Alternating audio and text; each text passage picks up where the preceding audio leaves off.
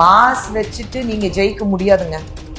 அண்ணாமலை இவ்வளோ மாஸ் வச்சுட்டு அண்ணாமலை அவர் சீட்டை ஜெயிச்சிருக்காங்க சார். 88 கேஸ் இருக்கு சார் அண்ணாமலை என்ன மேல.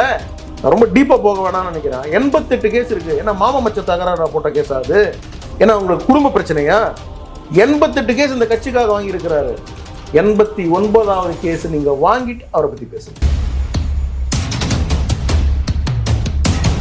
இதுக்கு முன் இதுக்கு பின் அப்படி சொன்னீங்கன்னா நான் நிச்சயமாக அண்ணாமலைக்கு முன் அண்ணாமலைக்கு பின் நான் சொல்ல மாட்டேன். நாளைக்கு அவர் இல்லாம கேம்பெயின்ல இங்க ஜெயிச்சிருவாங்களா? அண்ணாமலை அண்ணா இல்லாம சொல்லுங்க. நீங்க நானே போறேன் சார், நானே சில ஒரு தொகுதியில போய் வேலை செய்யறேன், 4 தொகுதியில போறேன், பாக்குறேன், எல்லாம் பண்றேன்னா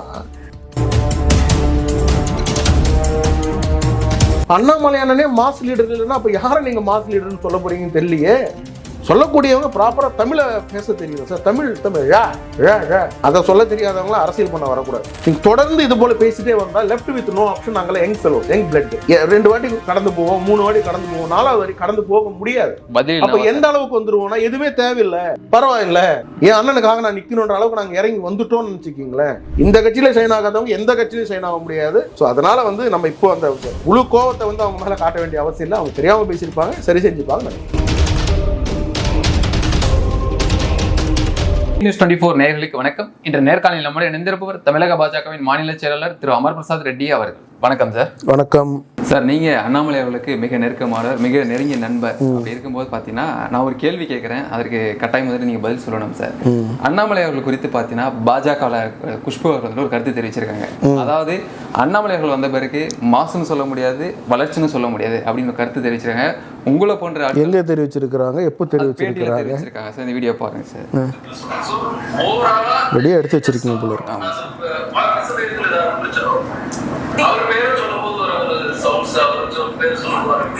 மாஸ் வச்சுட்டு நீங்க ஜெயிக்க முடியாதுங்க. அண்ணாமலை இவ்வளவு மாஸ் வச்சுட்டு அண்ணாமலை அவர் சீட்டை ஜெயிச்சிருக்கலாம். சரிங்களா? நான் சொல்றேன், கட்சி ஜெயிக்கணும். தனிப்பட்ட முறையில யார் ஜெயிக்கிறாங்களோ ஜெயிக்கலையோ அது முக்கியம் கிடையாது. கட்சி ஜெயிக்கணும், அதுதான் ரொம்ப முக்கியம். நான் அப்படியே பாஜக நீங்க சொன்னாலும் நீங்க இதுக்கு முன் இதுக்கு பின் அப்படி சொன்னீங்கன்னா நான் நிச்சயமாக அண்ணாமலைக்கு முன் அண்ணாமலைக்கு பின் நான் சொல்ல மாட்டேன். ஏன்னா உங்களுக்கு அஸ்திவாரம் வச்சது இலகணேசன் அவர்கள், பொன்னார் அவர்கள் மாநில தலைவராக இருக்கும் போது தமிழிசை சவுந்தரராஜன் அவர்கள் 5 வருடமாக நோட்டா விட கம்மியா ஓட்டு வாங்கியிருக்கீங்க கேலி பண்ணும் போது கூட அவங்க கட்சிக்காக உழைச்சாங்க. எதுவுமே காதுக்கு வாங்காம மக்கள் அவங்கள கேள்வி பண்ணாங்க. ஆனா நான் கட்சிக்காக உழைக்கிறேன், கட்சிக்காக நிக்கிறேன்னு, கட்சி மேல நம்பிக்கை இருக்கிறேன், இறங்கி வேலை செஞ்சாங்க. ஸோ அப்படியே நீங்க பாத்தீங்கன்னா தமிழிசை சவுந்தரராஜனுக்கு முன் தமிழிசை சவுந்தரராஜனுக்கு பின் அப்படிதான் நான் சொல்றேன். நான் சொல்ல முடியாது. 3 வருடம் இருந்தாரு. எப்போ வந்தாரு அரசியலுக்கு? எப்போ வந்தாரு? இப்பதான் வந்திருக்காரு.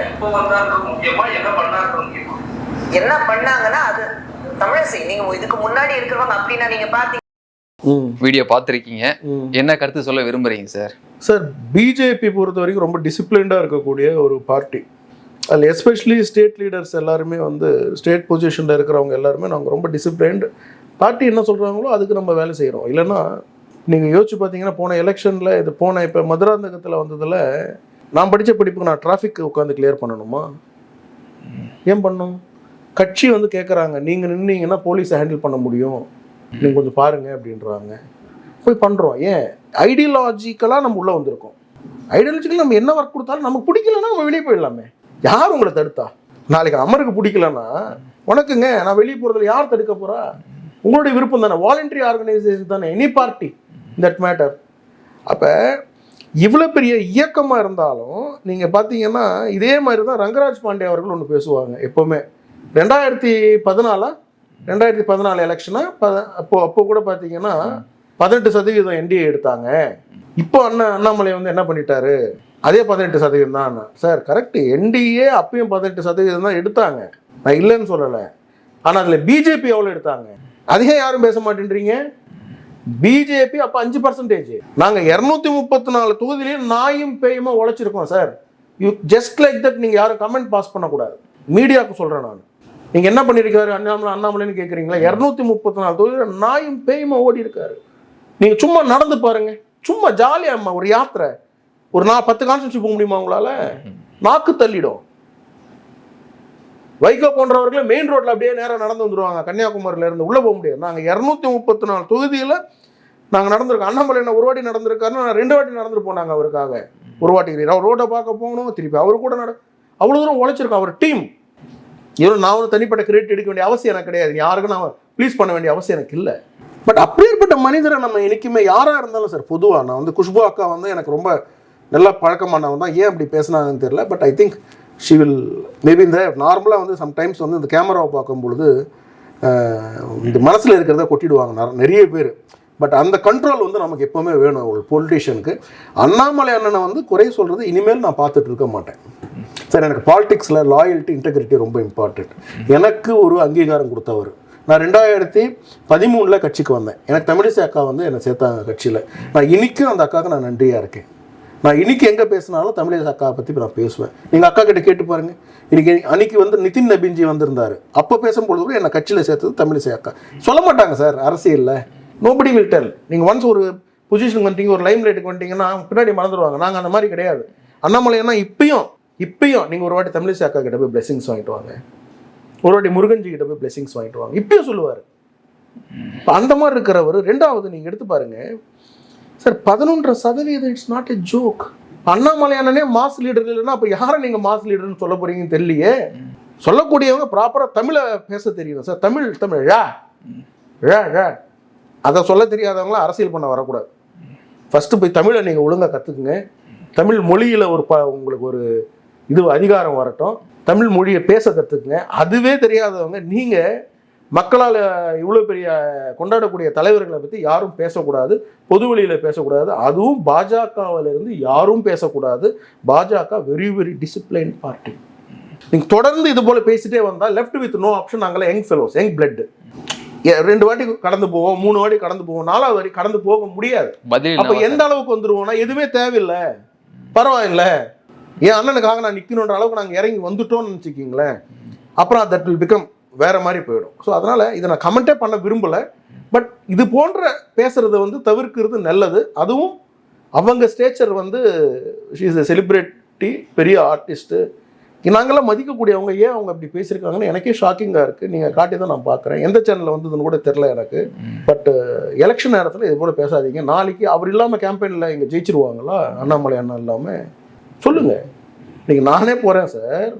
நானே சில ஒரு தொகுதியில் போய் வேலை செய்கிறேன், 4 தொகுதியில் போகிறேன், பார்க்குறேன், எல்லாம் பண்ணுறேன்னா அங்கே நான் பார்க்கல. யார் பேர் சொன்னால் கிளாப் பண்ணுறாங்கன்னு நான் பார்க்குறேன்ல. அதனால் மற்றவங்க கோச்சிக்கூடாது. யங்ஸ்டர்ஸுக்கு சில பேர் கனெக்ட் ஆவாங்க, சீனியர்ஸு. சார் நான் தனி தொகுதியில் நான் வந்து ஒரு வீட்டுக்கு போகிறேன், ஒரு வீட்டில் 2-3 வீட்டுக்கு போகிறேன். அத்வானி அவர்களுக்கு அவ்வளோ பெரிய ஃபேன் பேஸ் இருக்குது சார் அங்கே. அப்போ அவங்கெல்லாம் அத்வானியோட கனெக்ட் ஆகிருக்கிறாங்க. இப்போ நீங்கள் தப்புன்னு சொல்லுவீங்களா? அவங்க தேர் ஸ்டில் லவ் அத்வானிஜி. இப்போ இருக்கிற ஜென்சி கிட்ஸுக்கு அத்வானிஜியினுடைய கான்ட்ரிபியூஷன் என்னன்னு தெரியாது. அப்போ அவங்க கனெக்ட் ஆகிருக்காங்கல்ல, அதை நம்ம பார்க்கணும். ஸோ அதனால் பொதுவாக இது போன்ற கருத்துக்களை வந்து தவிர்க்கிறது நல்லது. இல்லை நாங்கள் இப்படி தான் பேசுவோம், நாங்கள் கட்சியினுடைய டிசிப்ளின் நாங்கள் ஃபாலோ பண்ண மாட்டோம் அப்படின்னு நினச்சா இது பிஜேபி. யாராக இருந்தாலும் கருணை தயாதாட்சணம் பார்க்காது. இப்படி எனக்கு கருத்து தெரிவிக்க காரணம் என்ன சார்? தொடர்ச்சியாக இது போல சமூகம் நடந்தாலும் இந்த தேர்தல் நேரத்தில் பேச்சுக்கு வர காரணம் என்ன இருக்குன்னு நினைக்கிறீங்க? அது நீங்கள் அவங்க கிட்ட தான் கேட்கணும் சார். பொதுவாக பிஜேபிக்காரன் இது மாதிரி கமெண்ட் பண்ண மாட்டாங்க சார். சார் எனக்கு கருத்து வேறுபாடு சில பேரோட இருக்கும், நான் அவங்களோட உட்காந்து நான் பேசிப்பேன். சார் இப்போ உங்களுக்கு வெளிப்படையாக சொல்ல நீங்கள் கேட்டீங்கன்றதுனால அண்ணாமலை அண்ணனோட எனக்கு ஃபைட் நடந்திருக்காதுன்னு நீங்கள் நினைக்கிறீங்க? நடந்திருக்கா சார்? எப்படி நடக்குங்க? இப்படி நடக்காமல் எப்படி இருக்குங்க? அண்ணாமலை என்ன இப்போ ஒரு வார்த்தை சொல்லுவார், நம்ம உடனே ரியாக்ட் ஆகும்ல. அவருடைய இதில் வழியில் வந்தவங்க தானே. அப்போ நமக்கு அந்த கோபம் வரும்ல. அப்போ 2 பேருக்குமே ஒரு 1/2 hour கூட நாங்கள் வந்து இது அப்போ உடனே ஃபோன் அடிச்சிடுவார், எங்கே இருக்கிறீங்க, சாப்பிடுவாங்க, புரியுதுங்களா? இப்போ என்கிட்ட இருக்கிறவங்களும் அதே மாதிரி தானே நம்ம இது பண்ணுவோம். ஸோ பட் அந்த கருத்து வேறுபாடுகள் இருந்தால் தான் அது கட்சி, இல்லைன்னா அது கட்சி கிடையாது. நான் சொல்கிறேன், இலகணேஷன்ஜி, பொன்னாரண்ணன், சிபி ராதாகிருஷ்ணன், அக்கா தமிழிசை அவர்கள், அண்ணன் முருகன் அவர்கள், அண்ணன் அண்ணாமலை அவர்கள், இப்போ இருக்கக்கூடிய அண்ணன் நயனார் நாகேந்திரன் அவர்கள், அத்தனை பேரும் கட்சிக்கு தான் வேலை செய்கிறாங்க. சார் 88 கேஸ் இருக்குது சார் அண்ணாமலை என்ன மேலே. நான் ரொம்ப டீப்பாக போக வேணாம்னு நினைக்கிறேன். 88 கேஸ் இருக்குது. ஏன்னா மாமா மச்ச தகராறு போட்ட கேஸ் அது? ஏன்னா உங்களுக்கு குடும்ப பிரச்சனையா? 88 கேஸ் இந்த கட்சிக்காக வாங்கியிருக்கிறாரு. 89வது கேஸ் நீங்க வாங்கிட்டு அவரை பத்தி பேசுங்க. யாரா இருந்தாலும் சொல்றேன், யாராவது பேசணும்னு நினைச்சீங்கன்னா 88 கேஸ் அவர் மேல இருக்கு. கட்சிக்காக 89 வாங்கிட்டு ஒரு கோர்ட்டா போய் நிக்கிறாருல்ல, போய் நின்று பதில் சொல்லிட்டு வாங்க, அப்புறம் நீங்க கிரிட்டிசைஸ் பண்ணுங்க, அப்புறம் நம்ம பதில் சொல்லுவோம். ஸோ இனிமேல் நீங்க துணிஞ்சு பதில் சொன்னீங்கன்னா, நாங்களும் துணிஞ்சு பதில் சொல்ல ஆரம்பிச்சோம்னா, அப்புறம் வந்து 2 கோஷ்டியா மாறும். பாஜக இஸ் a பியூட்டிஃபுல் பார்ட்டி. நான் ஒரு சிம்பிளா சொல்றேன் சார் உங்களுக்கு. இந்த கட்சிக்கு வந்திருப்பாங்கல்ல, இந்த ஐடியாலஜியை நம்பி வந்திருப்பாங்கல்ல, எத்தனை புது கட்சி ஆரம்பிச்சாலும் ஒருத்தன் போறானா, சீட்டு கிடைக்காது, போக மாட்டான், மதிக்க மாட்டாங்க. சில இடத்துல இன்டர்னல் பாலிடிக்ஸ் போக மாட்டான். 30 வருஷம் 40 வருஷமா இருந்துக்கிறான் இந்த கட்சியில. ஏன் ஐடியாலஜி? 10 கட்சி மாதிரி வந்தவங்களுக்கு இது தெரியாது, எப்பவுமே தெரியாது. இந்த கட்சியினுடைய ஐடியாலஜி நீங்க வந்து டீப்பா நீங்க எடுத்துக்காம மேலோட்டமா இருக்கிறவங்களுக்கு இது புரியாது. Such a beautiful party. Narendra மோடிஜியுடைய கவர்னன்ஸ் நீங்க பாக்குறீங்க, எதை மேல அவருடைய என்டையர் கவர்மெண்ட்டே எதை நோக்கி போகுது பாருங்க. The ideology. What is that ideology? Integral humanism. Deendayal Upadhyaya அவங்க கொடுத்த ஒரு ஐடியாலஜில தான் நம்ம கட்சி போகுது. அப்படிதான் அண்ணன் அண்ணாமலை அவர்கள் கட்சியை நடத்தினார். தவறு செஞ்சா கட்சியில் இருக்க முடியாது, நீங்க யாரா இருந்தாலும் எடுத்துருவோம். அது இன்டெக்ரல் ஹியூமனிசம்ல ஒண்ணு. சமத்துவம் பேசணும், சமநிலையா இருக்கணும், பெண்களுக்கு முக்கியத்துவம் கொடுக்கணும், புரியுதுங்களா? பவர்ட்டி இது பண்ணணும், அழிக்கணும், போரே இருக்கக்கூடாது, எல்லாருக்கும் எல்லாம் சமமா இருக்கணும். இதை நினைக்கிறது தப்பா. அப்படிதான் கட்சியை கொண்டு வந்தாரு, இன்னைக்கு அப்படிதான் இருக்கிறாரு. ஸோ ப்ளீஸ் சார், அவர் வேலையை பார்த்துட்டு இருக்காரு. சும்மா அவர் நோன்றதுல வந்து தப்பு. இதை வந்து ஏற்றுக்கவே முடியாது. யாராக இருந்தாலும் ப்ளீஸ் இக்னோர். உங்கள் வேலையை நீங்கள் பாருங்கள், உங்களுக்கு கட்சி கொடுத்துருக்கிற வேலையை பாருங்கள். அதை விட்டு எதுக்கு தேவையில்லாமல் நீங்கள் யார் சார் கமெண்ட் பண்ணுறதுக்கு அவரை பற்றி? Is state leader sir. சும்மா அவர் கட்சி பற்றியெல்லாம் வேணாம், சும்மா நடந்து போக சொல்லுங்கள். தெருவில் நடந்து போக முடியுமா அவரால்? சார் நான் இன்னைக்கு ஒன்றுன்னு சொல்லவா, நான் இது ஆக்சுவலாக ஷார்ட்டாக பேசணும், இதை வந்து இவ்வளோ தூரம் பேசிட்டு இருக்கேன் சார். அண்ணாமலை அண்ணனுக்கு யாத்திரை நடந்துட்டு இருக்கு, அவங்க குழந்தைக்கு உடம்பு சரியில்லை. இங்கே இருக்கக்கூடிய பக்கத்து ஹாஸ்பிட்டலில் நான் தான் அட்மிட் பண்ணுறேன். குழந்தைய பார்க்க அவரால் வர முடியல, கட்சிக்காக வேலை செஞ்சுட்டு இருக்காரு. அந்த மனுஷனை பற்றி தப்பாக பேசணும்னா தவறாக போயிடும். ஆண்டவனே மன்னிக்க மாட்டான். சொந்த குழந்தைக்கு உடம்பு சரியில்லை, சின்ன குழந்தை, இப்போ ஒரு 2 வருஷம் கழிஞ்சு இப்போ சின்ன குழந்தை பாப்பா உடம்பு சரியில்லை, ஹாஸ்பிட்டலில் இருந்தாங்க. நான் போய் பார்த்துக்கிட்டு இருந்தேன், அவங்க ஒய்ஃப் இருந்தாங்க. எப்போ என் ஒய்ஃப் அவரால் வர முடியல ஹாஸ்பிட்டல். உங்களுக்காக கட்சி நிர்வாகிகளுக்காக வேலை செஞ்சார். அவரை போய் குறை சொன்னீங்கன்னா ரொம்ப தப்பாக போயிடும். அவர் மாஸ் லீடர்னா வேறு யார் மாஸ் லீடரு? இந்த நேரத்தில் எல்லாருக்கும் தெரியும் யார் இந்த கட்சி வளர்த்தாங்க, யார் என்ன கொண்டு வந்தாங்க. தேவையில்லாமல் இந்த கிளாஸ் எல்லாம் யாரும் உருவாக்கக்கூடாது. எல்லாரும் ஈக்குவலாக கான்ட்ரிபியூட் பண்ணியிருக்காங்க. நான் திருப்பி சொல்லுவேன் சார், கோயிலை கட்டணும், கோயில் கட்டணும்னா ஒருத்தர் பேஸ்மெண்ட்டை போடணும், ஒருத்தர் எடுத்து வந்து கோபுரத்தை கட்டணும், ஒருத்தர் சிலை செய்யணும், அந்த சிலை எடுத்துன்னு வந்து வைக்கணும், அதுக்கப்புறம் தான் பூஜாரி வருவார், அந்த சாமியை அதில் ஆவாகனம் பண்ணணும், அதுக்கப்புறம் பூஜை பண்ணணும். எடுத்தவொடனே நேராக கோயில் கட்டிட முடியாதுல்ல. எல்லாரும் எல்லாம் கான்ட்ரிபியூட் பண்ணாங்க. நான் மறுபடியும் சொல்கிறேன், பேஸ்மெண்ட் வந்து ஒருத்தர் போட்டார், கோயில் தமிழிசேக்கா கட்டியிருப்பாங்க, சிலையை சிபிஆர் இது பண்ணியிருப்பாங்க, ஆவாகனத்தை அண்ணன் வந்து முருகன் அண்ணன் பண்ணியிருப்பாங்க, பூஜை அண்ணன் அண்ணாமலை அவர்கள் பண்ணாங்க. சிலை எடுத்து வந்து உள்ள வச்சதுனால தான் இன்னைக்கு எல்லாம் சார். இன்னைக்கு எதுக்கு சார் பிஜேபி கொடி எத்தனை கொடி பார்க்குறீங்க காரில்? தமிழ்நாடு பிஜேபி கொடி கட்டினா பயப்படுற சூழ்நிலை இருந்தது, அதெல்லாம் உடைச்சோமா இல்லையா? பிரஸ் மீட்ல அதுக்கு முன்னாடி இப்படி பேசினவங்க யாராவது இருக்காங்களா? இல்லை நீங்க தான் எடுத்தீங்களா?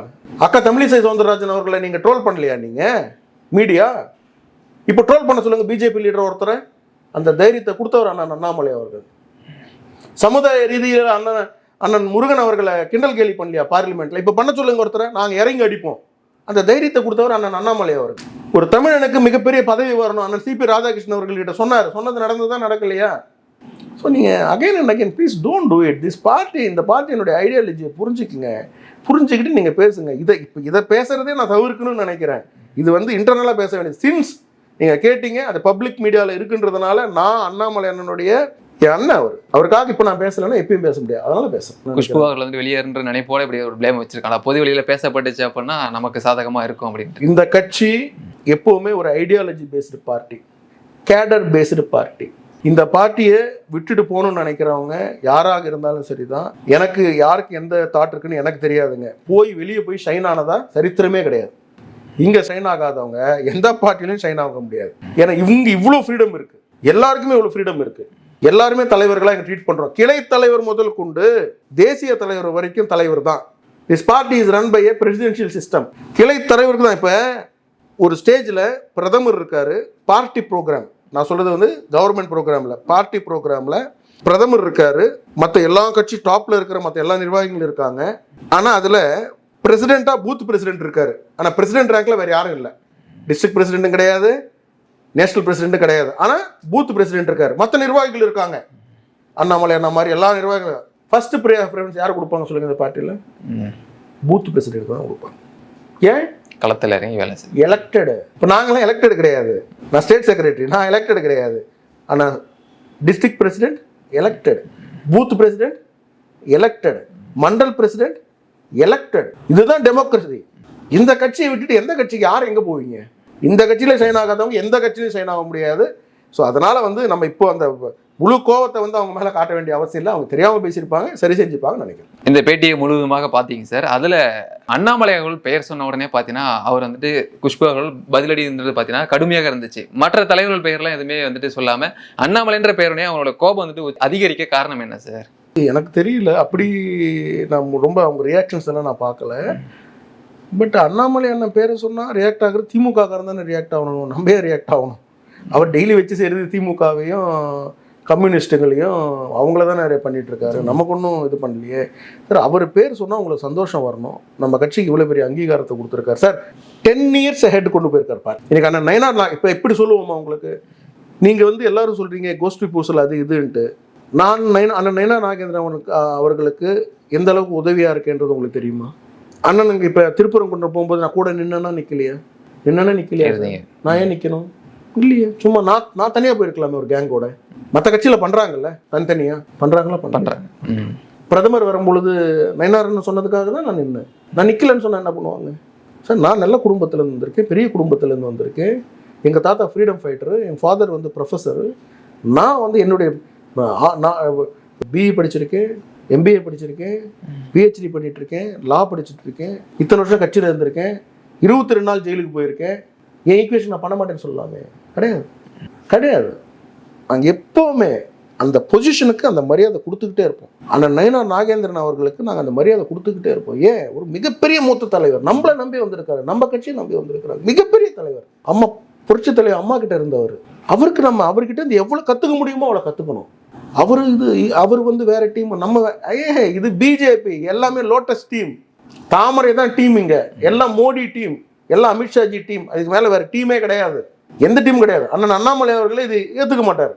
நான் பல இடத்துல நான் வந்து நம்ம பேசும்பொழுது நீங்கள் பார்த்தீங்களா, நீங்கள் வந்து பிரசிடெண்ட்டாக இருக்கும்போது நமக்கு அதெல்லாம் இந்த குரூப் எல்லாம் வேண்டாம்ன்றது, நம்ம யாரையும் நம்ம வந்து ஒரு 10-15 பேர் நமக்கு வச்சுக்க வேண்டாம் எந்த டிஸ்ட்ரிக்ட்லேயுமே, நம்ம கட்சி ஒருண்டா போகலான்றீங்களே, இன்றைக்கி உங்களுக்கு தேவை அப்படின்றது நம்ம சொல்லும் போது கூட ஏற்றுக்க மாட்டார். எப்பயும் வேண்டாம்ன்றது. நம்ம பார்ட்டி ஓரியன்டாக போகிறோம், பார்ட்டியை நம்ம கொண்டு போகிறோம், பார்ட்டியை நம்ம வந்து லோட்டஸை கொண்டு வரணும், இதை நம்ம வந்து பப்ளிசிட்டி பண்ணணும் சார். 22,000 சக்தி கேந்திரத்துக்கு அவர் ப்ரோக்ராமுக்கு இன்சார்ஜாக கொடுத்துருந்தாங்க சார். 20,000 சக்தி கேந்திரத்தில் நடந்திருக்குங்க ப்ரோக்ராமு. இதுக்கு மேலே ஒரு மனுஷன் என்னங்க பண்ணுவார்? இன்னைக்கு திராவிட கட்சியே பண்ண முடியாது சார். அதை சக்தி கேந்திரம்னு என்ன? 3 பூத்து ஒரு சக்தி கேந்திரம் எங்களுக்கு. 3 பூத்துனா இந்த ஏரியா சும்மா பக்கத்தில் இருக்கக்கூடிய ஏரியா மொத்தம் 1000 வீடு வச்சுக்கிங்களேன் ஒரு சக்தி கேந்திரம்னா, அதுக்கு ஒரு ப்ரோக்ராம் நாங்கள் நடத்தி காட்டியிருக்கிறோம். சாதாரண விஷயம் கிடையாது சார். நான் அதுக்கு எல்லாத்துக்கும் மேலே அவரை கிரிட்டிசைஸ் பண்ணணும்னு நினைக்கிறவங்க யாராக இருந்தாலும் சரி தான் பண்ணுங்க. யாரையும் கிரிட்டிசைஸ் பண்ணாமலும் நிற்க முடியாது. ஆனால் பார்ட்டியில் ஒரு டிசிப்ளின் இருக்குது, பார்ட்டி ஆக்ஷன் எடுக்கும். அந்த மாதிரி நீங்கள் பேசுனீங்கன்னா அதுக்கு எல்லாத்துக்கும் மேலே சொல்கிறேன், மாரல் ஸ்டாண்டர்ட் ஒன்று இருக்குது. 88 கேஸ் அவர் மேலே இருக்குது பாஸ். 89வது ஒரு கேஸ் வாங்குங்க, நீங்கள் வாங்கிட்டு வாங்க. அப்போ அவரை நீங்கள் கொஸ்டின் பண்ணுங்க, நீங்கள் என்ன வேணாலும் பேசுங்க, அப்போ நாங்கள் பேசிப்போம். அத்தனை கேஸும் திமுக போட்டது தானே. பேசுகிறவங்க மேலே எத்தனை கேஸ் இருக்குன்னு தெரியலையே. ஏன் உங்கள் மேலே கேஸே இல்லை? ஏன் மேலே 7 கேஸ் ஜெயிலுக்கு மாற்றி இருக்கிற ஜெயிலுக்கெல்லாம் கூப்பிட்டு போனாங்களே, என்ன டார்ச்சர் பண்ணாங்களே, என்ன ஏங்களை நீங்களாம் பார்க்கலையா? எனக்கு உள்ள ஜெயிலில் உள்ள டீலிங் போட்டாங்களே. ஏன் வெளியே வந்து பிரஸ் மீட் கொடுத்து சொன்னேன்னா இல்லையா? அதே இடத்துல நான் உதயநிதி அவர்களை உட்கார வைப்பேன்னு சொன்னேன்னா இல்லையா? இந்த நம்பிக்கை யார் கொடுத்தது? அண்ணாமலை அவர்கள் இல்லையா? இன்னைக்கு இளைஞர்கள்கிட்ட அவர் பேர் சொன்னால் சந்தோஷப்படுறாங்க. நீங்கள் சும்மா இல்லை சார், அவரோட ஒரு கல்யாணத்துக்கு போயிட்டு வாங்க, சம்பந்தமே இல்லாமல் நீங்கள் ஒரு சின்ன கல்யாணத்துக்கு நீங்கள் போயிட்டு வாங்க சார். இன்னைக்கு ஒன்றுமே கிடையாது, நீங்கள் அவரோட ஒரு கல்யாணத்துக்கு போயிட்டு வாங்க. அவரோட மாஸ் என்னன்னு உங்களுக்கு தெரியும். பொதுமக்கள் இருக்கக்கூடிய இடம், நம்மளும் மொபிலைஸ் பண்ணுற இடம் கிடையாது. அந்த இடத்துல நம்ம ப்ரூவ் பண்ணுறோம் சார். சும்மா இது எனக்கு பேசவே விருப்பம் இல்லை சார். இவங்க சும்மா இதை I think I will talk to அண்ணன் நயனார் நாகேந்திரன் அவர்கள். தேர்தல் இடைவேளைக்கு மத்தியில் எங்களுக்கு பேட்டி கொடுத்ததுக்கு மிக்க நன்றி. ரொம்ப நன்றிங்க.